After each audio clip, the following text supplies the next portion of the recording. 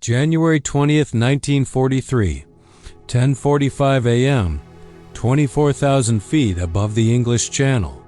The air is thin, freezing, and deadly silent until the BMW 801 radial engine of a Focke-Wulf 190 shatters the calm.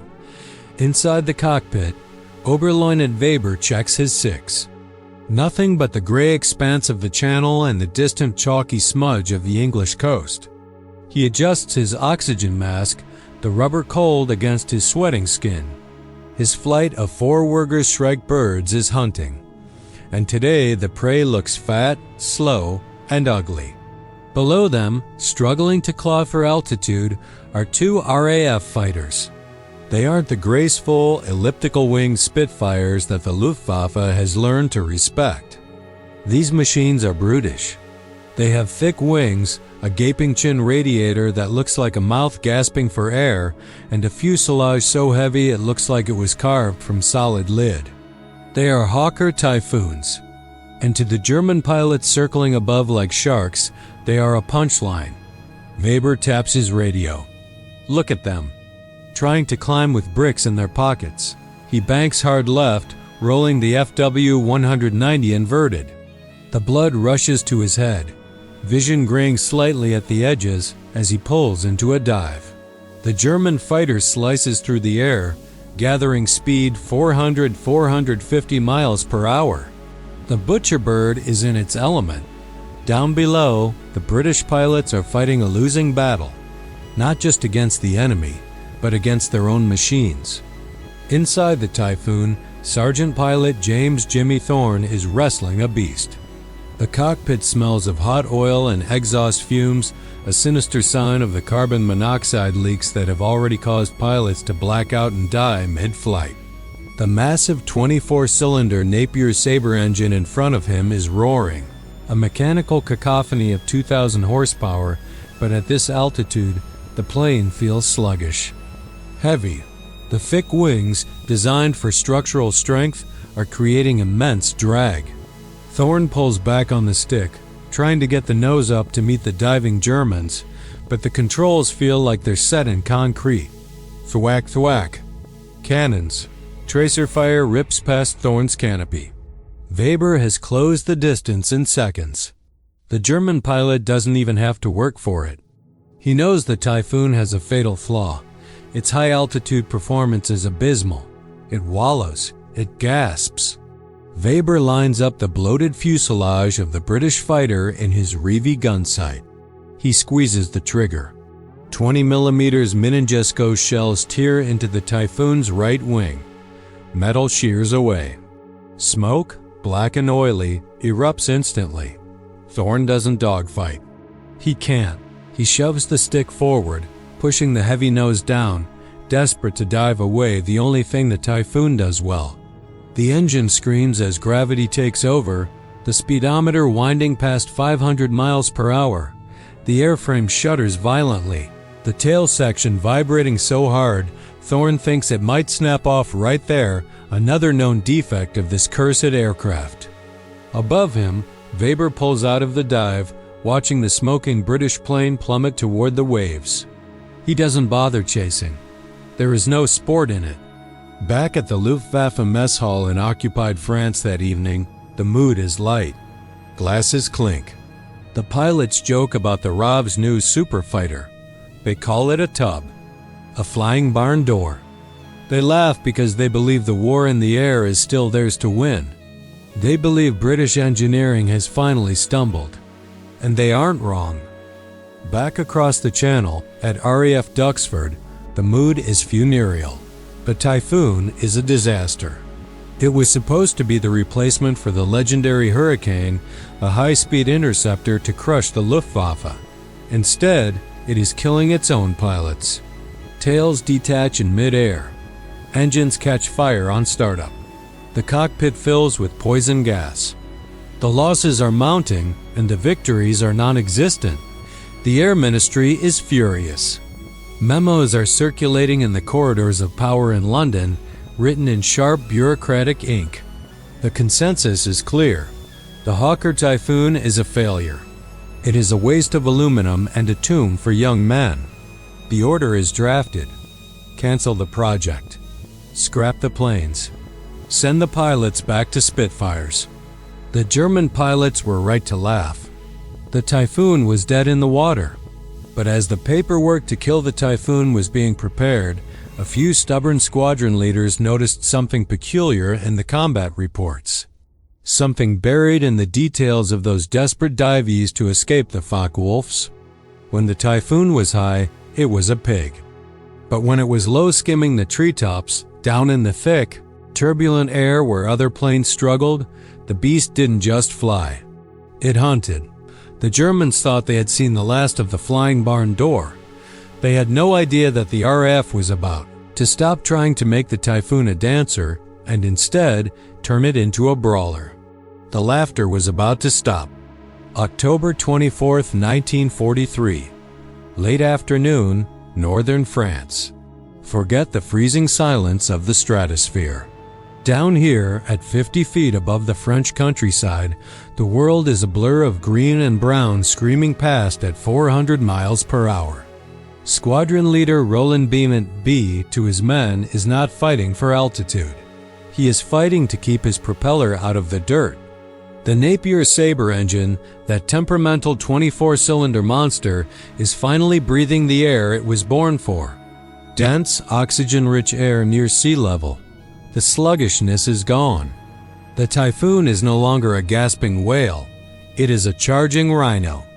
Beament spots his target, a German supply train chugging toward the coast, laden with munitions. In a Spitfire, this would be a delicate dance. You dive, strafe, and pull up, worried about ground fire hitting your liquid-cooled radiator and cooking your engine. But Beament isn't in a Spitfire. He is in a 7-ton flying brick. He pushes the throttle through the gate. The Typhoon surges. The vibration in the cockpit is bone-rattling, a constant, aggressive shaking that loosens fillings and numbs hands. But the platform is stable. That thick wing, the one that caused so much drag up high, acts like a damper down here in the turbulence. Beament lines up the locomotive. He doesn't fire a few warning shots. He unloads. 420mm Hispano cannons erupt. The recoil is so violent it feels like the plane has hit a wall, slowing the aircraft by 10 miles per hour in midair. On the ground, the train doesn't stand a chance. The boiler explodes in a blinding white sheet of steam and shrapnel. The locomotive derails, twisting like a dying snake, dragging boxcars into the mud. The Beament pulls up hard, the G-force slamming him into his seat as he roars over the wreckage, debris pinging off the Typhoon's armored belly. This was the revelation. The RAF realized they didn't have a dogfighter. They had something much scarier. They had a ground attack aircraft that could fly faster than anything the Germans had on the deck, take a beating from flak, and carry a payload that rivaled a light bomber. They started calling them bombfoons. Mechanics rigged racks for 500-pound bombs under the wings. But dropping bombs required precision, and diving directly at flak towers was a good way to get killed. They needed something with range. Something with punch. They needed the RP-3. Enter the rocket projectile 3-inch. Imagine a steel pipe filled with cordite, tipped with a 60-pound semi-armor piercing warhead. Now, strap 4 of them under each wing. These weren't guided missiles. They were flying artillery shells. When a Typhoon pilot fired a full salvo of 8 rockets, the effect was equivalent to a broadside from a naval destroyer. Back at the airfields in southern England, the atmosphere changed. The pilots stopped trying to be knights of the sky. The silk scarves disappeared, replaced by grimy battle dress and oil-stained maps. The Typhoon squadrons 198, 609, 164 became a club of roughnecks. They knew their job wasn't to dance with Focke-Wulfs, it was to smash things. The ground crews worked tirelessly, hauling the massive rockets onto the rails.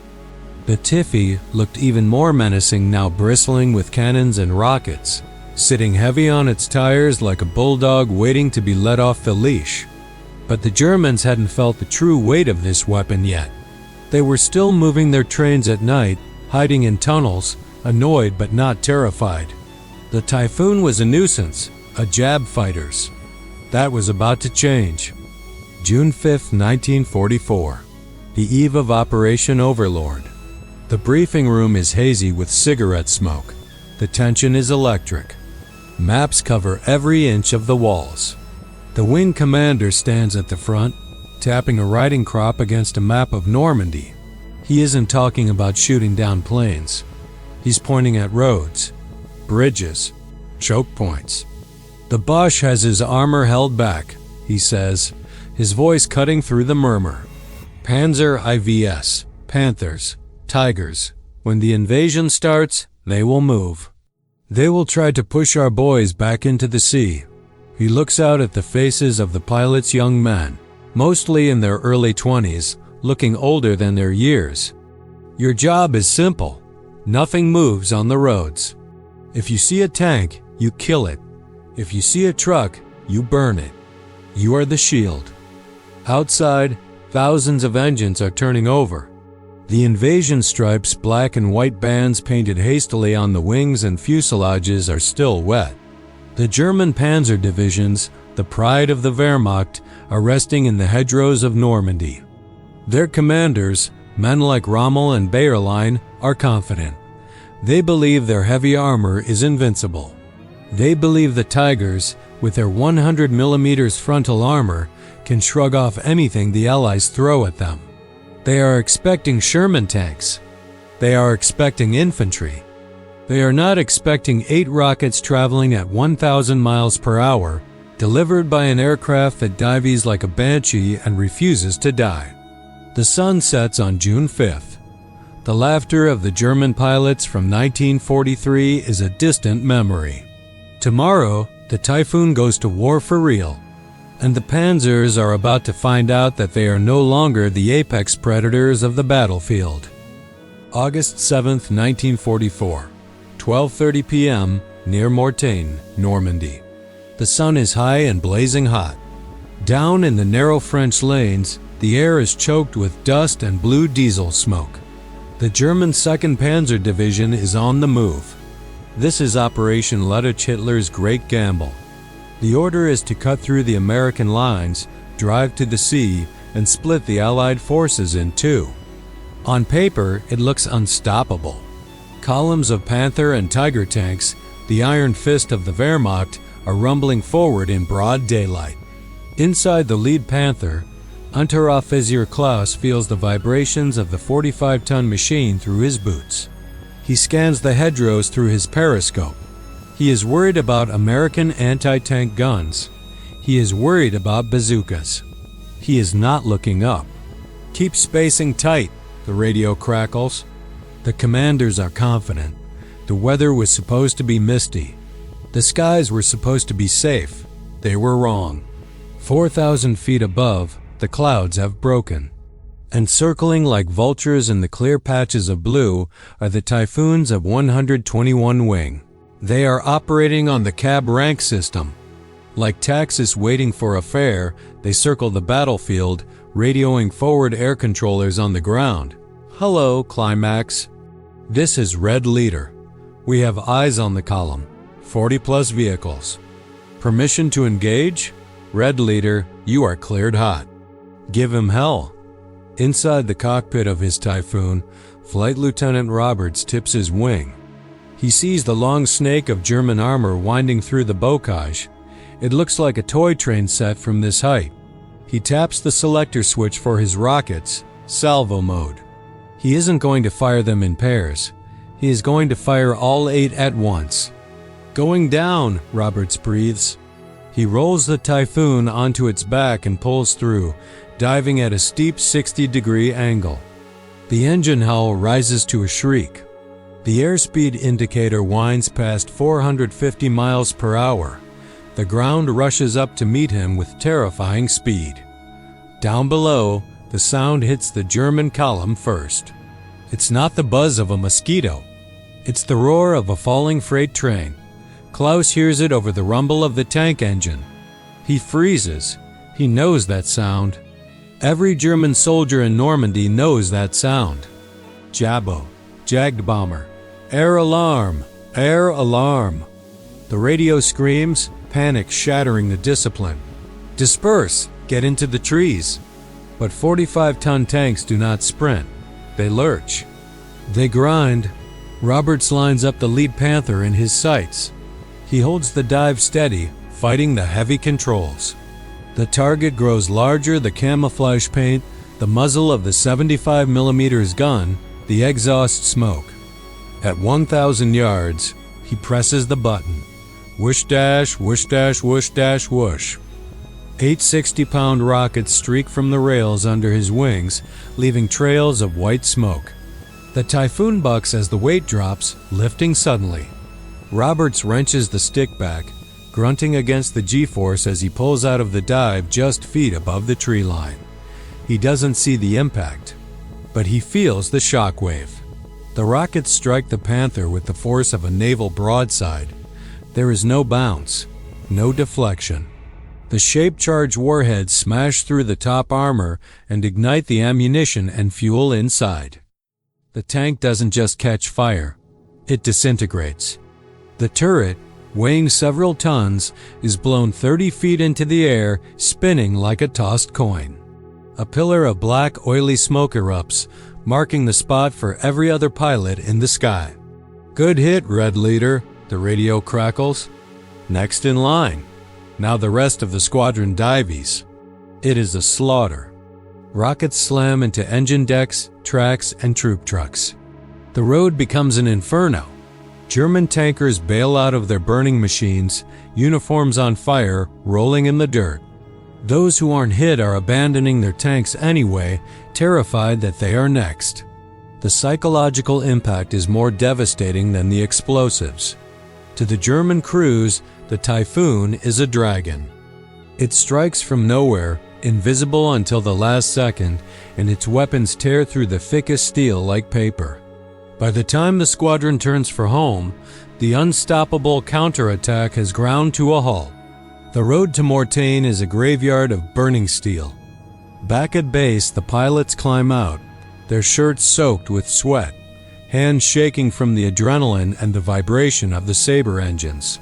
They smoke cigarettes with trembling fingers as the gun camera footage is developed. They have done more than destroy tanks. They have changed the rules of war. General Eisenhower would later survey the battlefield at Mortain. He would write that it was possible to walk for hundreds of yards stepping only on the decaying wreckage of German equipment without ever touching the ground. But for the Luftwaffe pilots who had laughed at the flying tub just a year earlier, the joke was now a nightmare. They couldn't protect their army. They couldn't fly. And the German ground commanders, the proud leaders of the Panzer divisions, came to a humiliating conclusion. The sun was no longer their friend. August 19, 1944. The Falaise Pocket, Normandy. If hell has a zip code, this is it. A narrow corridor of French countryside, barely a few miles wide, is the only escape route for the entire German 7th Army. 100,000 men, thousands of vehicles, and horse-drawn artillery are squeezed into this bottleneck, desperate to cross the Dives River before the Allied trap snaps shut. It is a traffic jam of biblical proportions.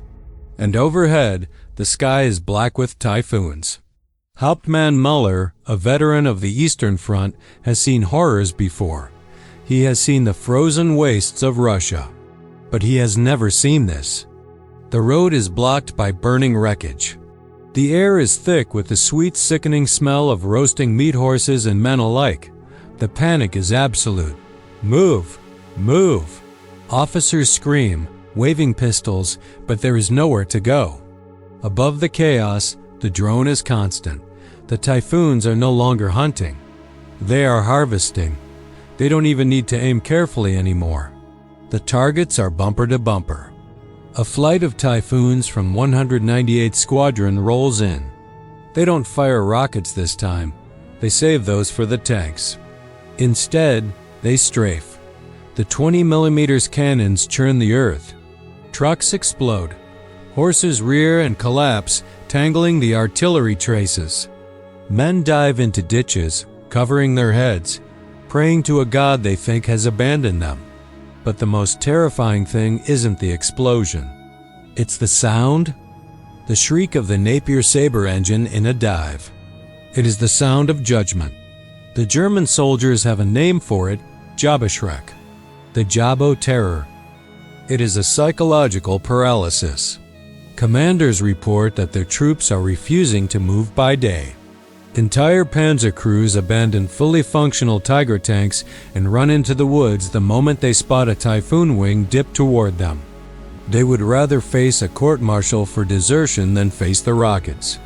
One German prisoner, trembling as he is interrogated by British intelligence later that day, mutters a single sentence that sums up the campaign. The answer to the Tiger tank is the Typhoon, but up in the cockpit, the harvest comes at a terrible price. Flying a Typhoon in the Falaise pocket is like flying into a blast furnace. The air is filled with light flak 20mm and 37mm anti-aircraft fire shooting up from the desperate German columns. Flight Sergeant Titch Hallett grips his stick, sweat stinging his eyes. He's on his fourth sortie of the day. His arms ache from wrestling the heavy controls. His head throbs from the fumes. He dives on a column of half-tracks. Tracers zip past his canopy bright green golf balls of death. He feels a thump as a shell fragment tears through his fuselage. He ignores it. You don't stop until the ammo counter reads empty.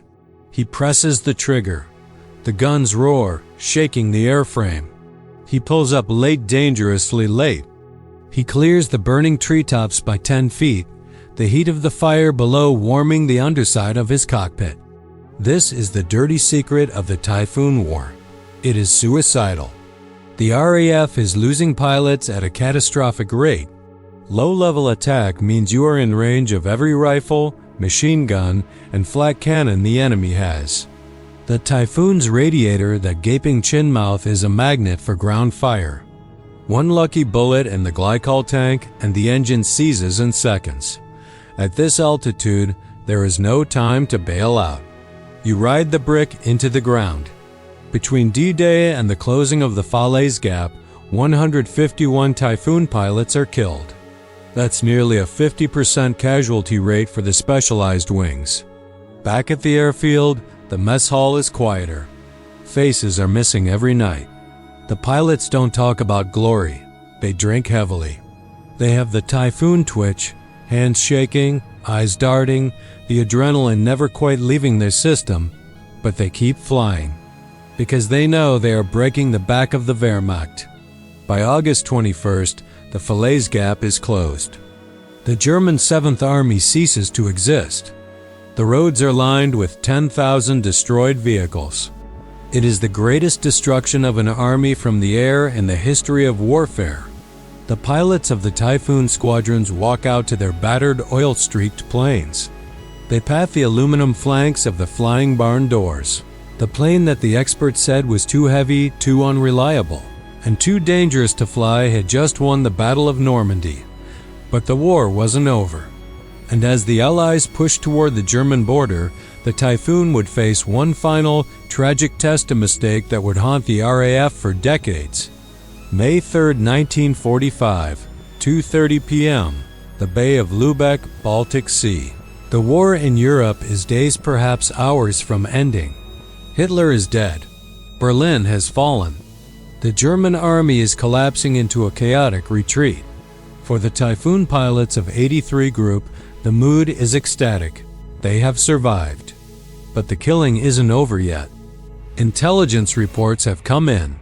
A convoy of ships in the Bay of Lübeck is allegedly loaded with SS officers and troops attempting to escape to Norway to continue the fight. The order is given, sink them. Wing Commander Johnny Baldwin leads the attack. Below him, the water is calm and blue, a stark contrast to the mud and blood of the French fields. Sitting in the bay are huge ocean liners, the Cap Arcona, the Thielbeck, and the Deutschland. They look like cruise ships on a holiday, but to the Typhoon pilots, they are legitimate military targets. floating barracks for the Nazi elite. Tally-ho, Baldwin calls. This isn't a battle. It's an execution. There is no flak, no Luftwaffe fighters. Just massive stationary targets. The Typhoon's dive. It is a display of ultimate power. The 60-pound rockets, which had cracked Tiger tanks open like walnuts, now slam into the thin steel hulls of the ocean liners. Explosions ripple along the water. The Cap Arcona catches fire almost instantly. The Thielbeck, hit by rockets and cannon fire, begins to list. From the cockpit, the pilots see tiny figures jumping from the burning decks into the freezing water. They believe they are cutting off the escape route of the fanatics who started this war. They strafe the water to ensure no SS escape. The ships burn furiously, pillars of smoke visible for miles. The mission is a complete success. The RAF has stopped the escape. But as the planes return to base, buzzing the airfields in victory rolls, a horrific truth is beginning to surface on the beaches of Neustadt. The intelligence was wrong. Tragically, catastrophically wrong. The Cap Arcona and the Thielbeck were not filled with SS troops. They were floating concentration camps. Below decks, thousands of prisoners from Neuengamme and Stutthof concentration camps had been crammed into the holds by the SS, without food or water. When the rockets hit, the ships became infernos. The figures jumping into the water weren't escaping Nazis. They were emaciated survivors of the Holocaust, finally seeing the sky only to be met by the terrifying roar of the Ria's liberators. Over 7,000 people die in the past, freezing water and the flames. It is one of the worst maritime disasters in history, eclipsing the Titanic. When the news eventually filters back to the squadrons, the celebration dies.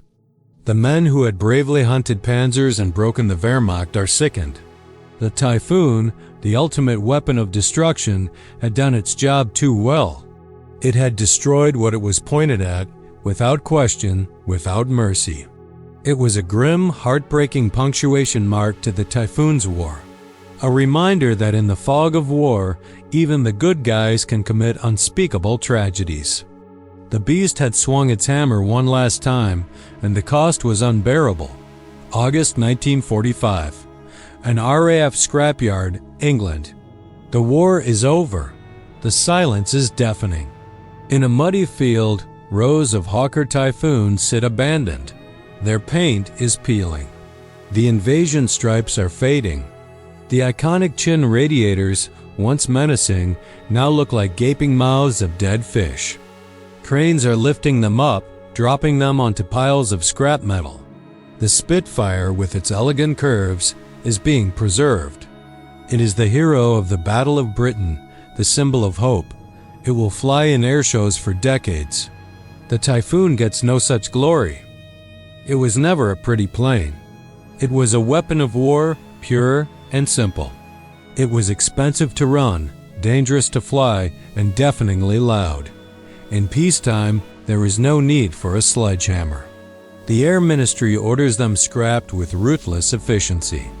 Of the 3,300 Typhoons built, almost all are melted down into aluminum ingots to build pots, pans, and prefab houses for a rebuilding Britain.